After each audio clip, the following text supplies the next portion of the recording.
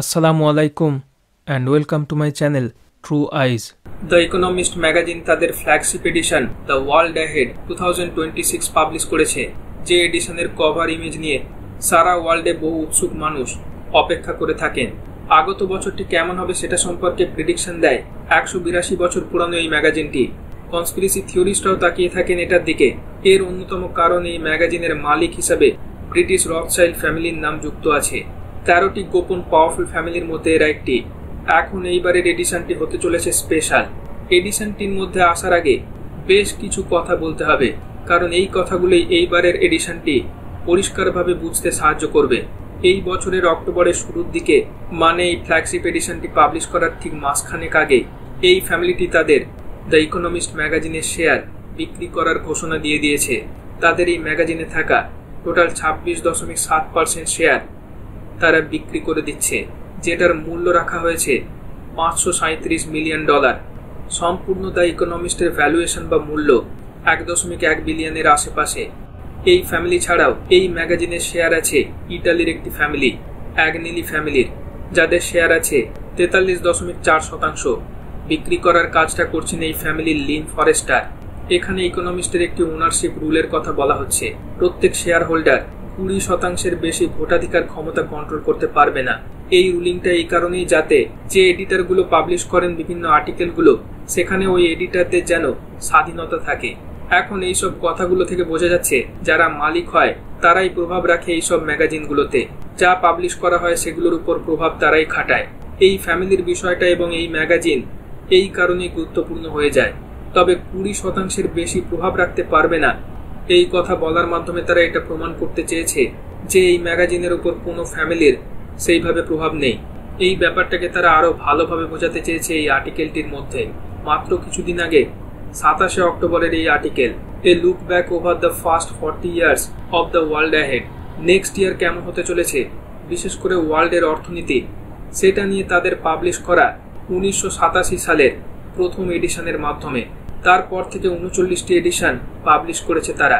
এই আর্টিকেলে তারা বিগত 39টি আর্টিকেল নিয়ে একটা রিভিউ দিয়েছে এবং তারা বেশ কিছু জিনিস এখানে মেনশন করেছে, বিশেষ করে কনস্পিরেসি থিওরিস্টদের ব্যাপারে তারা বলেছে।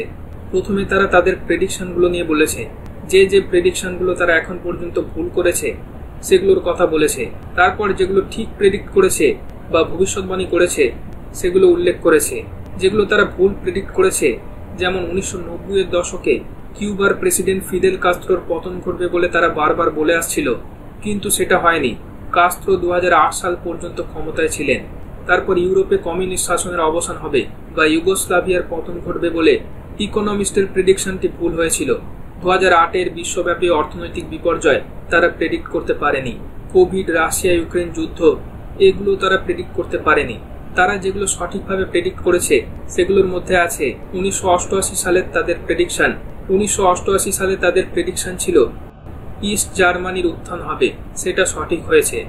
1989 সালে তারা টনি ব্লেয়ারকে উদীয়মান তারকা হিসাবে দেখিয়েছিল, সেটাও সঠিক হয়েছে। 2000 সালে তারা বলেছিল ওয়ার্ল্ডে সবচেয়ে বসবাস অযোগ্য দেশ হবে আফগানিস্তান, সেটাই হয়েছে। খরা, দুর্ভিক্ষ, রোগ, গৃহযুদ্ধ, এসবে জর্জরিত হয়েছে আফগানিস্তান। এছাড়া তারা ওসামা বিন লাদেনকে আশ্রয় দেওয়ার জন্য আমেরিকার ভৎসনা অবজ্ঞার শিকার হয়েছে। এসবগুলো তারা প্রেডিক্ট করেছিল সঠিকভাবে। 2004-এ তারা পাবলিশ করেছিল ক্যামেরা ফোনগুলো মানুষের ডিজিটাল ক্যামেরাগুলোর জায়গা নিয়ে নেবে, সেটাই হয়েছে। রিনিউয়েবল এনার্জি, আর্টিফিশিয়াল ইন্টেলিজেন্স বা এআই, এগুলো নিয়ে তারা বারবার প্রেডিকশন দিয়ে আসছিল, সেগুলোও বাস্তবে হয়েছে।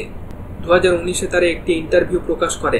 সেই ইন্টারভিউটি ওপেন এআই নামক একটি অস্পষ্ট অখ্যাত স্টার্টআপ কোম্পানি, যাদের তৈরি করা একটি এআই সিস্টেমের ইন্টারভিউ নেওয়া হয়েছিল, যার নাম ছিল GPT-2। আমরা এখন সবাই চ্যাট জিপিটির নাম জানি। এই এআই মডেলটি সঠিকভাবে প্রেডিক্ট করেছিল যে ডোনাল্ড ট্রাম্প সামনের প্রেসিডেন্সিয়াল ইলেকশনে জিতবে না। ঠিক সেটাই হয়েছিল, বাইডেন জিতেছিল সেইবার। এবার তারা এটার আসল কথায় আসে, যেগুলো তারা এইসব বলার মাধ্যমে আসলে এস্টাবলিশ করতে চেয়েছে, যে তারা সবকিছুই সঠিকভাবে প্রেডিক্ট করতে পারেনি। কিছু ঠিক করেছে, আবার কিছু ভুলও করেছে। এর অর্থ তারা ভবিষ্যৎ জানে না, বা যে অভিযোগগুলো তাদের বিরুদ্ধে করা হয় যে সিক্রেটলি সবকিছু নিয়ন্ত্রণ করা হচ্ছে, এবং দ্য ইকোনমিস্টের কাছে এই সব তথ্যই আছে। তাই এগুলো কোনো প্রেডিকশন বা ভবিষ্যৎবাণী না, বরং প্রি প্ল্যান্ড, পূর্ব পরিকল্পিত ইভেন্টস। যারা এই দাবিগুলো করে বা অভিযোগ করে আসছে তাদের বুঝতে হবে আমরা যদি সবকিছু জানতাম তাহলে ভুল করতাম না। দেখুন এই অনুচ্ছেদে তারা কি লিখেছে। কিন্তু আমরা যতই সঠিক বা ভুল সবকিছুই পাই না কেন, কিছু লোক আছে যারা বিশ্বাস করে যে আমরা সবকিছুই পুরোপুরি জানি। বছরের পর বছর ধরে অনলাইন ষড়যন্ত্র তত্ত্ববিদরা আমাদের এডিশনগুলোতে লুকানো লক্ষণ, বার্তা এবং অর্থ খুঁজছেন। তারা মনে করেন যে ইলুমিনাতি অথবা অন্য কোনো গোষ্ঠী গোপনে বিশ্বকে নিয়ন্ত্রণ করে এবং আমাদেরকে আসন্ন বছর সম্পর্কে তথ্য গোপন করতে বলে, লুকানো আর্টের মাধ্যমে, ক্রিপ্টিক আকারে বা ধাঁধার মতো করে, যেগুলো কেবল এনলাইটেন্ড বা আলোকিত বা জ্ঞানী ব্যক্তিরা পড়তে পারেন বা বুঝতে পারেন। এই ধারণা অবশ্যই সম্পূর্ণ অর্থহীন। এডিশনের কভার এবং তার ভিতরের আর্টিকেলগুলোর মধ্যে একটি সহজ সরাসরি যোগাযোগ রয়েছে। তাছাড়া যদি আমাদের সত্যিই বলা হয় যে আসন্ন বছরেই এটি ঘটবে, তাহলে কেন আমরা কখনো ভুল করব? ষড়যন্ত্র তত্ত্ববিদদের বলুন আপনাদের ট্র্যাকগুলো ঢেকে রাখুন বা আপনাদের রাস্তা পরিবর্তন করুন। তারপর তারা বলেছে এই বিতর্কে আমরা জিততে পারবো না, তাই আমরা এতে জড়িত হই না। তবে আমরা মাঝে মাঝে আমাদের এডিশন আর্টে কয়েকটি রহস্যময় প্রতীক বা অন্য লাল হেরিং, অর্থাৎ একটি সূত্র বা তথ্যের অংশ যা বিভ্রান্তিকর অথবা বিভ্রান্ত হওয়ার উদ্দেশ্যে করা হয়েছে ইচ্ছাকৃতভাবে, এগুলো আমরা অন্তর্ভুক্ত করি যাতে ষড়যন্ত্র তত্ত্ববিদরা কেস করতে থাকেন, অনুমান করতে থাকেন। এখন তারা যেমনটা বলছে যে কভার ইমেজ আর ভিতরের আর্টিকেলের মধ্যে সরাসরি মিল থাকে, এটা ঠিক যে মিল থাকে, কিন্তু কখনোই কভার পেজটি শুধুমাত্র ওই আর্টিকেলটিকেই রিপ্রেজেন্ট করে না। কভারে থাকা ইমেজটির বহু অর্থ থাকে।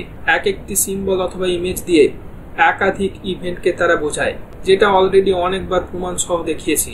একজন প্রেসিডেন্টের অ্যাসাসিনেশন পর্যন্ত তারা আগে থেকে বলে দেয় এইভাবে ক্রিপ্টিক আকারে, এমনকি কোন মাসে ঘটবে সেটা সহ। এটা একটি ঘড়ির ডায়াল, সেখান থেকেই মাসটা বের করতে পারবে। তাহলে তাদের দাবি অনুযায়ী কভার পেজটি সাধারণ, এটার কোনো লুকানো মেসেজ নেই বা এগুলো কোনো পূর্ব পরিকল্পনা না। এই দাবিগুলো মোটেও গ্রহণযোগ্য নয়। এমনকি সবাই সবটা অ্যাকিউরেটলি ডিকোডও করতে পারবে না, যারা বানিয়েছে তারাও তাদের মেম্বার্সরা ছাড়া। তাই ষড়যন্ত্র তত্ত্ববিদদের যে কটাক্ষ করা হয়েছে এটাই আসলে ভিত্তিহীন এবং অর্থহীন। তাদের এই কথাগুলোই প্রমাণ করে যে এই তত্ত্ববিদরা সঠিক দাবি করে থাকেন। তারা কিছু প্রেডিকশন ভুল করে এই জন্যেই যাতে নিজেদেরকে জাস্টিফাই করার জায়গা থাকে যে তারা আসলে ফিউচার ইভেন্ট সম্পর্কে জানে না বা সেগুলো কন্ট্রোল করছে না। এবার এইবারের এডিশন নিয়ে সবচেয়ে গুরুত্বপূর্ণ পয়েন্টটি সম্পর্কে বলি, সেটা হচ্ছে 40 সংখ্যাটি।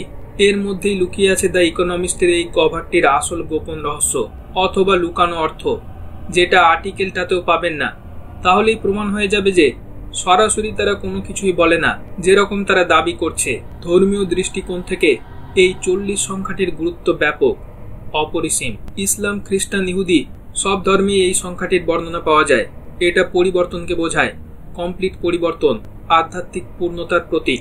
এক স্টেজ থেকে অন্য স্টেজে উত্তরণকে বোঝায়, পরীক্ষা বা প্রস্তুতির সময়কালকেও বোঝায়, এবং আরো অর্থ আছে যেগুলো বুঝতে পারবেন। আর এটা তো জানেন যেগুলো ধর্মে আছে সেগুলোর মকারি ব্যঙ্গ করা হয় স্যাটানিজমে। শয়তানের আর্মিরা সেটাকে স্যাটানিক ভাবে ইউজও করে। আর এই সংখ্যাটির কারণেই দ্য ইকোনমিস্ট এবারের এডিশনটি বের করার আগে বিগত 39টি এডিশনে তারা কি করেছে সেটা আলাদাভাবে ব্যাখ্যা করেছে, বিশেষভাবে বুঝিয়েছে তাদের কাজ।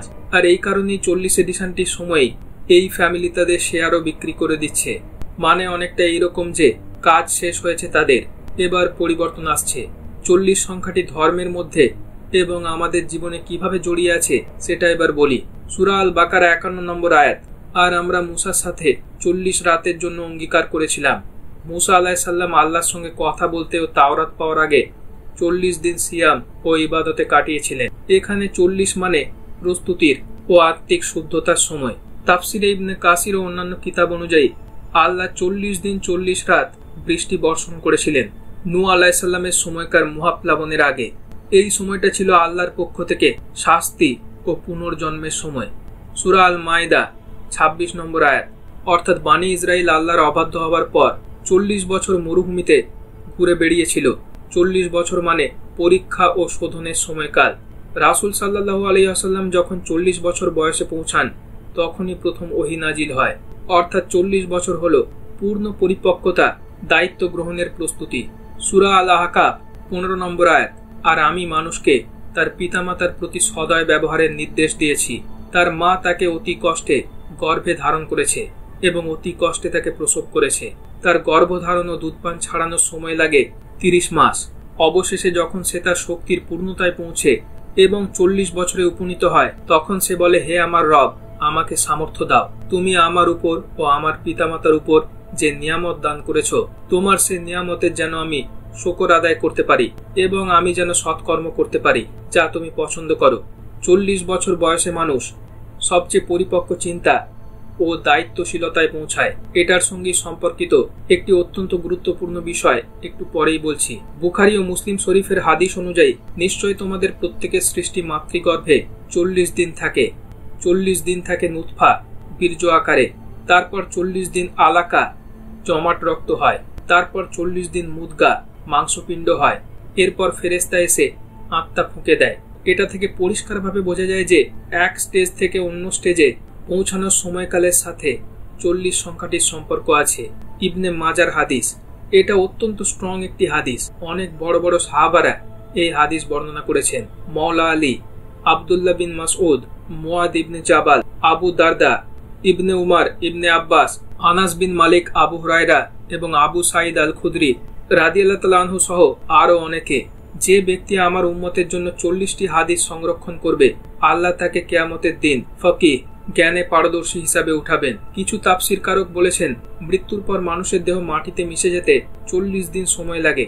ইমাম গাজালি সহ আরো অনেক সুফি পণ্ডিতদের মতে 40 দিন পর আত্মা সম্পূর্ণ বারজাখে প্রবেশ করে। এই কারণে অনেক সময় মৃত্যুর পর 40 বা 41 পালন করা হয়। তাবলিগ জামাতে যে চিল্লা করা হয় সেটাও এসেছে 40 থেকে বা 40 সংখ্যাটি থেকে। সুফিজমেও এই চিল্লা আছে, তবে যেইভাবে তাবলিগ জামাতিরা এই চিল্লা করে, সুফি কনসেপ্টে এটা নেই। চিল্লা বা 40 দিন ধারণাটি সুফিবাদে তীব্র ধ্যান এবং নির্জনতার একটি আধ্যাত্মিক অনুশীলন। এটি চিল্লাখানা নামক একটি নির্জন স্থানে ফিরে গিয়ে কঠোর আধ্যাত্মিক অনুশীলনে নিযুক্ত হওয়ার মাধ্যমে সম্পাদিত হয়। এর মধ্যে থাকে একটি বিশেষ বিচ্ছিন্ন খাদ্যাভ্যাস এবং গভীর আধ্যাত্মিক অনুশীলন। নিজেকে বাইরের জগৎ থেকে সম্পূর্ণ বিচ্ছিন্ন রেখে এক অন্য আধ্যাত্মিক স্তরে উত্তরণ করানো, এটাই আসল চিল্লার পদ্ধতি। কেন এটাই আসল সেটা দেখুন। বিভিন্ন নবী রাসূলদের থেকেও এই ব্যাপারটার প্রমাণ পাওয়া যায়। আল্লাহ তাদেরকে একটি বিশেষ কাজে পাঠানোর আগে অথবা কোনো বিশেষ কাজের আগে প্রস্তুত করার জন্য 40 দিন ধরে তাদেরকে প্রস্তুত করতেন। আল্লাহ তাআলা মুসা আলাইহিস সালামকে তুর পাহাড়ে 30 দিন ইবাদতে থাকতে আদেশ দেন, পরে আরো 10 দিন যোগ করে মোট 40 দিন পূর্ণ করেন। এই সময় তিনি রোজা রাখেন, দুনিয়ার চিন্তা থেকে মুক্ত থাকেন, কেবল আল্লাহর দিকে মনোনিবেশ করেন। 40 দিনের শেষে তিনি তাওরাত লাভ করেন, অর্থাৎ 40 দিন ছিল দৈহিক ও আত্মিক প্রস্তুতির সময়। মুসা আলাইহিস সালাম আল্লাহর নির্দেশে 40 দিন ধরে প্রস্তুতি নেওয়ার পরই খিদির আলাইহিস সালামের সাথে সাক্ষাৎ করতে বের হয়েছিলেন। আধ্যাত্মিক জ্ঞান বা ইলমে লাদুন্নি পেতে আগে অন্তরের পবিত্রতা ও ধৈর্য অর্জন করতে হয়, যা 40 দিনের সিয়াম বা রোজা পালন ও শুদ্ধির মাধ্যমে হয়। একই রকম ভাবে কিছু সুফি ও তাসাউফি বর্ণনা থেকে পাওয়া যায়, নবী ইলিয়াস আলাইহিস সালাম ও ইদ্রিস আলাইহিস সালামদের আকাশে তোলার আগে তারা 40 দিনের আধ্যাত্মিক প্রস্তুতি নিয়েছিলেন। আবার তাফসিরে পাওয়া যায়, ইব্রাহিম আলাইহিস সালাম যখন 3 ফেরেশতাকে আতিথ্য দিয়েছিলেন, তার আগে তিনি 40 দিন রোজা রেখে দোয়া করেছিলেন যেন আল্লাহর পক্ষ থেকে নূর আসে। কিছু তাফসিরে পাওয়া যায় ঈসা আলাইহিস সালাম নবুয়তের পূর্বে 40 দিন ও 40 রাত রোজা ও ইবাদত করেছিলেন মরুভূমিতে। এটার কথা বাইবেলেও পাওয়া যায়। নবী রাসূলদের জন্য 40 বছরের সময়কাল একটি গুরুত্বপূর্ণ সময়কাল। শুধু আমাদের রাসূল সাল্লাল্লাহু আলাইহি ওয়াসাল্লামই না, নবী দাউদ আলাইহিস সালাম, সুলাইমান আলাইহিস সালাম সহ আরো অনেক নবী রাসূলদের ক্ষেত্রে পাওয়া যায় তারা 40 বছর বয়সে নবুয়ত্ব পেয়েছিলেন। এখানে 40 বছর বা 40 সংখ্যাটি মানসিক, আত্মিক, বুদ্ধিবৃত্তিক এবং আধ্যাত্মিক পূর্ণতার সাথে সম্পর্কিত। কিছু তাফসিরে আছে, যেমন তার মধ্যে একটি তাফসিরে রুহুল বায়ান অনুযায়ী আল্লাহ মানুষকে 40 বছর বয়স পর্যন্ত সময় দেন ফিরে আসার জন্য। এরপর থেকে তার আমল কঠোরভাবে হিসেব করা হয়। কেউ যদি তার স্ট্যাটাস বাড়াতে চায়, উচ্চ আধ্যাত্মিক স্তরে নিজেকে নিয়ে যেতে চায়, তাহলে তাকে সেটা 40 বছর বয়স পর্যন্ত সময়কালের মধ্যেই করতে হবে। নিজেকে পরিশুদ্ধ করার সময়কাল এটাই। 40 বছর বয়স পেরিয়ে যাবার পর ওই লেভেল বা স্তরে পৌঁছানো কঠিন হয়ে পড়ে। 40 বছর বয়সের পরে কিছু অর্জনের প্রচেষ্টায় নামলে কিছু অর্জন হলেও বিশেষ মাকামে পৌঁছানো কঠিন হয়ে যায়। তা বলে যাদের বয়স 40 পেরিয়ে গেছে তাদের হতাশ হওয়ার কোনো কারণ নেই। 40 বছর বয়স পেরিয়ে গেছে বলে যে আর কোনো চেষ্টা করা যাবে না, এটা একদমই নয়। সর্বোচ্চ প্রচেষ্টা চালিয়ে যেতে হবে। ইনশাআল্লাহ আল্লাহ যদি চান যে কোনো সময় একজনকে যা খুশি দিতে পারেন। যেটা বললাম এটা একটি জেনারেল রুল সবার জন্য। তো বিষয়টা খুবই গুরুত্বপূর্ণ, বিশেষ করে যাদের বয়স 40 বছরের নিচে আছে। তারা অযথা নিরর্থক কাজে সময় ব্যয় না করে কিছু অর্জনের জন্য সময়টা ইউজ করুন। এছাড়া আরো অনেক বিষয়ে এই 40 সংখ্যাটি পাওয়া যায়। ইমাম নববী রহমতুল্লাহ আলাইহি তার বিখ্যাত গ্রন্থ আল আরবাইন আর নববীতে 40টি হাদিসের বর্ণনা করেছেন। আরবাইন শব্দের অর্থ 40। 40টি মৌলিক হাদিস তিনি নির্বাচন করেন, যেগুলো ইসলামিক জীবনের সারসংক্ষেপ। গাউসুল আজম আব্দুল কাদের জিলানী রহমতুল্লাহ আলাইহি, ইমাম গাজালি রহমতুল্লাহ আলাইহি বলেন, যে ব্যক্তি 40 দিন শুধু আল্লাহর সন্তুষ্টির জন্য আমল করে, আল্লাহ তার অন্তর থেকে জ্ঞানের আলো প্রবাহিত করেন। মুসা আলাইহিস সালামদের কম বানি ইসরায়েলদের মরুভূমিতে থাকাকালীন সময়ে 40 দিন যাবৎ আল্লাহ তাদেরকে বিশেষ মান্না সালোয়া খাবার দিয়েছিলেন। ইউনুস আলাইহিস সালাম মাছের পেটে 40 দিন পর্যন্ত আল্লাহর জিকির করেছিলেন। নবী সাল্লাল্লাহু আলাইহি ওয়াসাল্লাম বলেছেন, আল্লাহ আদমকে পৃথিবীর মাটি থেকে নিয়েছিলেন এবং 40 দিন ধরে সেই মাটি শুকানো, ভেজানো ও গঠন প্রক্রিয়া চলেছিল। এরপর তাতে রূহ ফুঁকেন। তাফসির ইবনে কাসিরে পাওয়া যায়, ইমাম মাহদী আলাইহিস সালামের আগমনের আগে 40 দিন ধরে পৃথিবীতে ধারাবাহিক বিপর্যয়, আকাশের পরিবর্তন ও রক্ত বৃষ্টি হবে। সহিহ মুসলিম কিতাবুল ফিতানের হাদিস। দাজ্জাল পৃথিবীতে 40 দিন মুভ করবে। একদিন হবে 1 বছরের সমান, তার পরের দিন হবে 1 মাসের সমান, তার পরের দিন 1 সপ্তাহের সমান, আর বাকি দিনগুলো স্বাভাবিক দিনের মতো হবে। এইভাবে আরো আছে যেখানে 40 সংখ্যাটি পাবেন।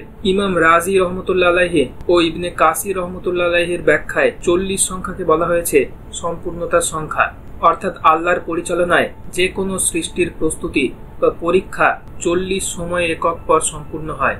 এই 40 সংখ্যাটিকে অনেক তাফসিরে রহস্যময় সংখ্যাও বলা হয়েছে। এবার আসি কভার পেজটিতে। 1988 সাল থেকে আজ পর্যন্ত তারা যা কিছু করেছে, বলতে পারেন সেগুলো পূর্ণতা পেতে চলেছে পরের বছর। পরের বছরের ঘটনাবলীর মধ্যে দিয়েই সেটা সম্পূর্ণ হবে। এটাই সেই শেষ, এটাই সেই 40তম বছর। আর তাদের ফর্মুলাই হলো order out of chaos, order up চাও, অর্থাৎ বিশৃঙ্খলার মধ্যে থেকে শৃঙ্খলা আনা। অরাজকতার মধ্যে দিয়ে তারা যেটা চায় সেটা প্রতিষ্ঠা করা। কেন 1988 সাল থেকেই ব্যাপকভাবে তারা কাজ শুরু করেছিল সেটা নিয়ে অন্য কোনো ভিডিওতে বিস্তারিত বলা হবে। এই সালেই আপনারা জানেন ইকোনমিস্ট বলেছিল যে 2018 সালে ডিজিটাল কারেন্সি আসবে এবং এখানে স্টেলার ক্রিপ্টোকারেন্সির সিম্বলও তারা দিয়েছিল। তো এই কভার ইমেজে দেখা যাচ্ছে একজন ফুটবলার ফুটবলে কিক করছে, আর এই ফুটবলটাই হচ্ছে পৃথিবী। কিক করার ফলে তার ভিতরে যা কিছু আছে যেন লন্ডভন্ড হয়ে যাচ্ছে, অরাজক পরিস্থিতি তৈরি হচ্ছে। এটাকে এইভাবে বলতে পারেন, এতদিন ধরে ফ্রি কিক নেওয়ার আগের মুহূর্তটা ছিল, অর্থাৎ যখন সবকিছু ঠিকঠাক করা হয়, পজিশন নেয় যে ফ্রি কিক করে, তারপরই আসে ফাইনাল কিক নেওয়ার সময়টা, আর তারপরেই গোল। তারা জানে তারা লক্ষ্যভ্রষ্ট হবে না। এই প্লেয়ারটি খুব সম্ভবত ক্রিস্টিয়ানো রোনাল্ডো, পর্তুগালের প্লেয়ার। জার্সিটাও প্রায় হুবহু দেখানো হয়েছে। সিম্পসনস কার্টুনে একটা এপিসোডে দেখানো হয়েছিল যে 2026-এ পর্তুগাল ওয়ার্ল্ড চ্যাম্পিয়ন হবে, কাপ নেবে। এই ইঙ্গিত কি তাহলে দ্য ইকোনমিস্ট দিচ্ছে? এবার এখানে আরেকটি যে মূল থিমটি পাবেন সেটা হচ্ছে আমেরিকার 250 বছর পূর্তি। আমেরিকার জন্মের পর থেকে 250 বছর পূর্তির বছরটি হবে পরের বছরটি। 250 বছর সম্পূর্ণ করবে আমেরিকা। সেটার জন্যই একটি বার্থডে কেক দেখানো হয়েছে যাতে 250 সংখ্যাটি লেখা হয়েছে। এছাড়া আরো একটি থিম যেটা নজর কাড়বে সেটা হচ্ছে কালারের কম্বিনেশন। এখানে রেড এবং ব্লু কালারকে ডমিনেটলি ইউজ করা হয়েছে, যেটা ম্যাট্রিক্স মুভির ব্লু এবং রেড পিলকে বোঝায়। খুবই তাৎপর্যপূর্ণ। যেই কালারটি আপনি চুজ করুন না কেন, রেজাল্ট একই হবে। তবে অনেক সময় ব্লুকে অর্ডার এবং রেডকে কেওয়াস হিসেবে বোঝানো হয়। এই দুইয়ের মধ্যে ব্যালেন্স করবে ব্ল্যাক কালার। ডোনাল্ড ট্রাম্পকে দেখানো হয়েছে। অনেক সূক্ষ্ম সূক্ষ্ম জিনিস ডিটেলিংস এখানে দেওয়া হয়েছে, যেগুলো সম্পর্কে পরের ভিডিওতে বিস্তারিত আলোচনা করা হবে ইনশাআল্লাহ। এখন অত্যন্ত গুরুত্বপূর্ণ একটি বিষয় বলি। তারা নূহ আলাইহিস সালামের সময়কার বিপর্যয়কে নকল করতে চায়, ওই ফিতনাগুলোকেই রিপিট করতে চায়। আল্লাহ তাদের অপরাধের কারণে মহাপ্লাবন এনেছিলেন, তাদের শাস্তি দেওয়া হয়েছিল। সেটারই নকল করে তারা এখনকার সাধারণ মানুষদের শাস্তি দিতে চায়। এটা তারা বিভিন্ন ভাবে দেখায়। এই সম্পর্কে আমি একটি ভিডিও দিয়েছিলাম, এই ভিডিওটি অবশ্যই দেখে নেবেন। নূহ আলাইহিস সালামের সময় ওই মহাপ্লাবনের আগে 40 দিন 40 রাত বৃষ্টিপাত ঘটিয়েছিলেন আল্লাহ। এমনকি নূহ আলাইহিস সালামের কওমের লোকেদের 40 দিন পর্যন্ত সময় দেওয়া হয়েছিল তওবা করার, কিন্তু তারা করেনি। তারপরেই তাদের উপরে নেমে এসেছিল বিপর্যয়। দেখুন, সেটারই এখানে দাজ্জালের আর্মিরা নকল করতে চাইছে।